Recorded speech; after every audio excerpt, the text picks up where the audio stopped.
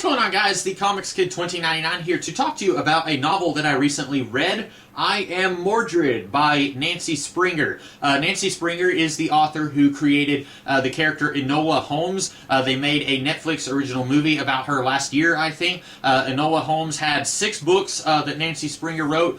She also wrote a couple of books, I think, featuring Robin Hood's daughter. And then she wrote this book, which is about King Arthur's son, who traditionally is the villain who helps bring down all of Camelot and kind of kills his father, King Arthur. But this is a story from Mordred's point of view. And I thought that's a really interesting premise. I'm really interested in seeing someone take this traditionally villainous character and then imbue him with a little bit of humanity and show him do some of the things that he does in stories like Le Morte d'Arthur or Geoffrey of Monmouth's History of the Kings of Britain. Show him doing some of these things, tearing down the kingdom of Camelot, but having very human motivations for doing that. I was very interested in this book, and then the book goes in a very different direction that I was not expecting, and by the end, I found myself very disappointed. I will go ahead and say I don't read a lot of books because I'm not a very fast reader. I have a lot of trouble reading very long books. You might think, well, that's a little weird. Not that long ago, you talked about the first Game of Thrones book, and that's like 800 pages. Yes, I read through the Game of Thrones book pretty fast. I also had an audiobook that I was listening along to as I was reading that. This I was just reading all on my own, but it's only 180-something pages long, and the print is pretty big. So I was able to breeze through this book in about 2 days, and I was enjoying it up until a point. And I want to compare this book to the musical Twisted from Star Kid. That is the story of Jafar from the animated movie Aladdin. It's basically the same events from the animated Disney movie Aladdin, but it's showing that Jafar is not the bad guy. And in order to make the audience care for Jafar and root for Jafar, Twisted has to make characters like the Sultan and Aladdin bad guys in that story. Jafar is still seen as a bad guy by everyone in the kingdom of Agrabah, but he is doing something very good against people who are bad guys in the story of Twisted. Whereas in the Disney movie Aladdin, Jafar is very evil. He's willing to see people die so that he can get what he wants, and Aladdin, he has flaws, but he's not as bad as what he's portrayed in Twisted. It's basically your typical story of a hero fighting a villain, whereas Twisted has someone that everyone sees as a villain, but he's fighting against people who are morally unjust. And so I thought that maybe I Am Mordred was going to do something kind of like that. The book opens with a chapter of Arthur taking 40 babies and putting them on a boat and setting the boat out to sail so that those babies can die. This is something that happens in Thomas Mallory's Le Morte d'Arthur because Arthur, unbeknownst to him, he had relations with his half-sister, and then she had a kid, Mordred. And Merlin said, that kid is going to grow up and tear down the kingdom. So you need to take all of the babies born on May 1st and kill them so that that doesn't happen. And this shows Arthur doing that. And so I thought, okay, this is going to be Mordred's point of view. Arthur is a very terrible person. Really, from anyone's point of view, Arthur is a terrible person because he kills 39 babies. And then we're going to get to see Mordred do some pretty terrible things, but from his point of view, these things are justified. And I was really interested in seeing that explored. The problem is, this book still wants us to like King Arthur, even though he does something really awful in the prologue of the book. By the time Mordred meets him, Arthur is told to Mordred that he is a great king, the land is at peace because of Arthur, we are experiencing prosperity, it is a golden age, all because of this amazing King Arthur.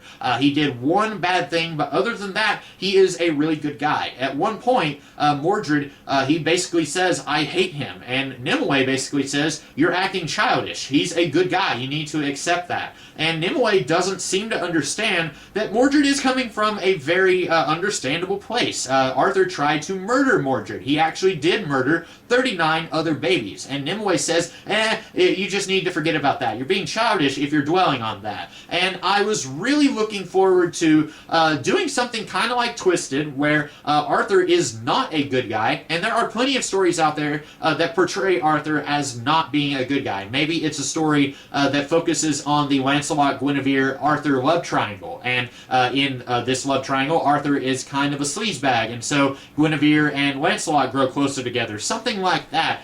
There are several stories out there where Arthur is not the benevolent king that he is often portrayed as, and so I thought, okay, this story begins with Arthur murdering a whole bunch of babies, so we are going to get to see Mordred justly rise up against the king and tear down this kingdom because he is the rightful prince and he is not being recognized as such, and this guy tried to kill him when he's a baby.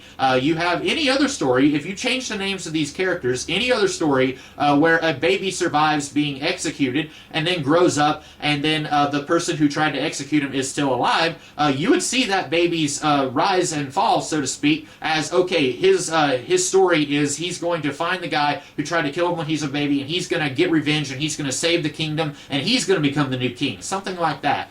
This book does not do that. It still wants you to like Arthur, even when he did this really horrible thing. And I find myself thinking about something that the author Brandon Sanderson said.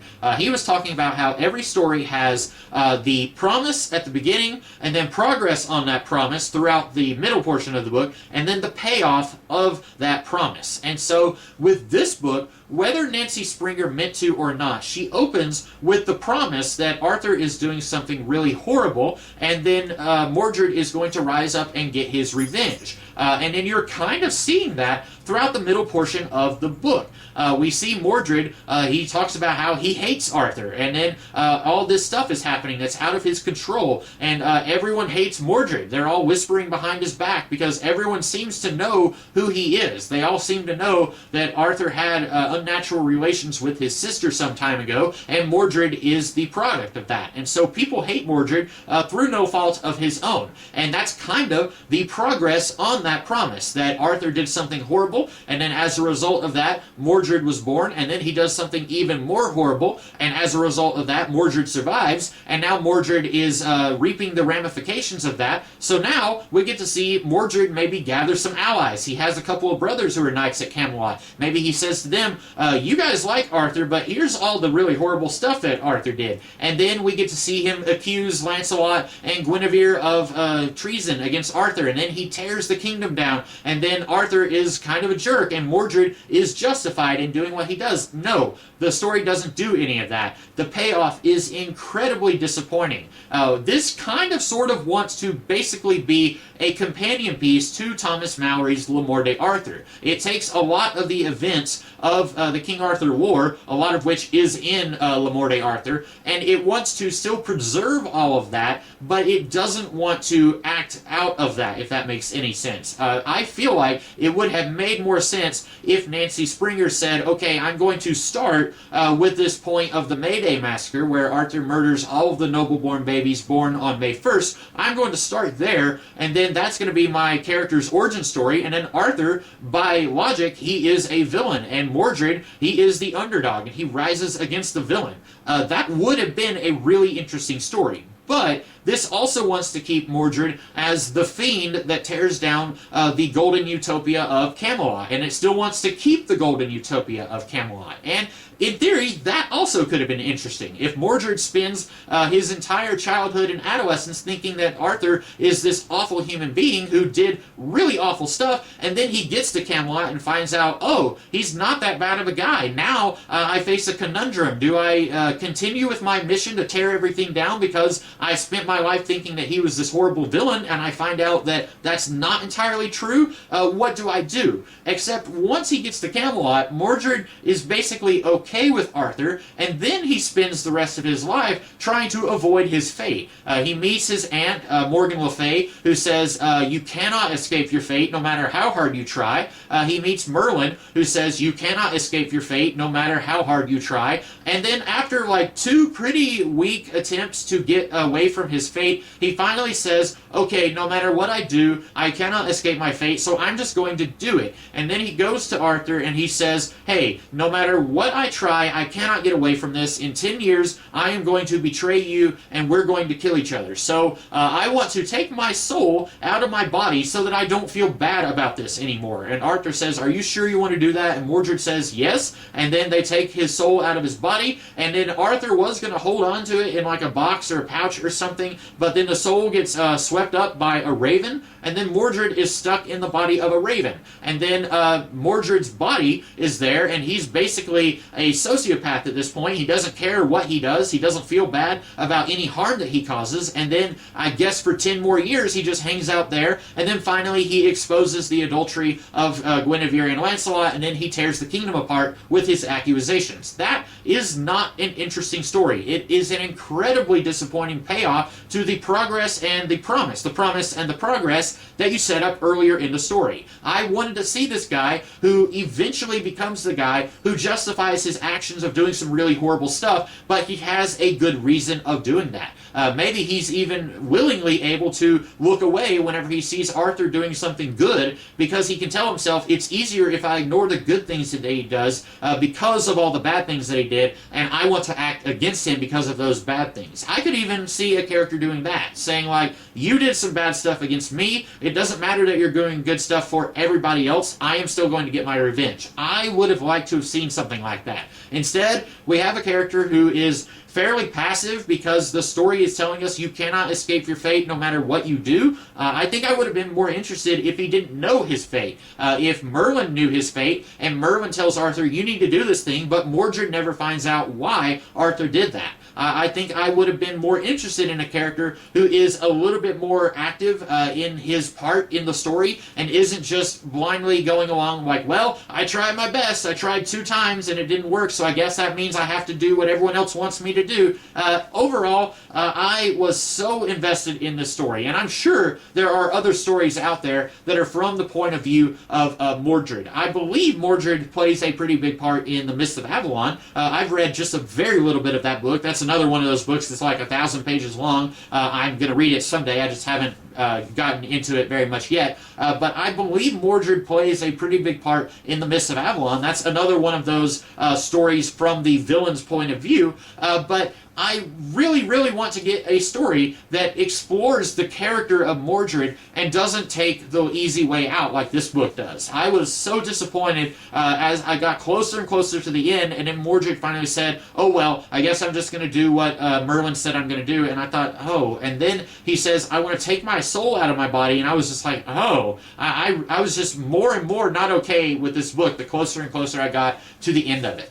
So those are my thoughts on I Am Mordred. I thought it was, I think it could have been really good. It started off really interesting, and then it just went way off the rails. I hope you guys liked this video, and if you did, I will see you guys in the future with some more videos. In the meantime, you guys have a great rest of the day. Catch you later.